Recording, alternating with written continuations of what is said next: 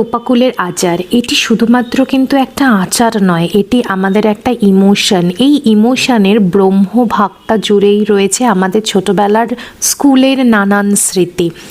আমার মনে আছে আমার স্কুলে টিফিনের সময় একটা মাসি আসতো, যে কিনা বিভিন্ন ধরনের আচার নিয়ে বসতো। তার কাছ থেকে আমরা 2 টাকা 5 টাকা দামের আচার এরকম শালপাতায় নিয়ে টিফিনের সময় বন্ধুদের সাথে গল্প করে তাদের সাথে শেয়ার করে সময় কাটাতাম।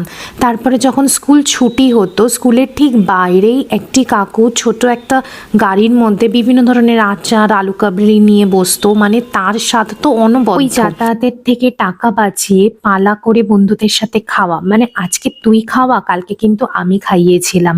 তারপরে একটুখানি আচার বা আলু কাবলি কিনে নিয়ে হাঁটতে হাঁটতে বন্ধুদের সাথে গল্প করতে করতে বাড়ি পৌঁছা। আচ্ছা বলো তো, এগুলো কি কেবলই মাত্র স্মৃতি? আর যখন আমি কুলের আচারটা বানাচ্ছিলাম তখন না আমার ছোটবেলার কথাগুলো ভীষণভাবে মনে পড়ছিল। তারপরে ঠাকুমা যখন আমাদের বাড়িতে আসতো তখন বিভিন্ন ধরনের আচার বানিয়ে রেখে দিত আমাদের জন্য।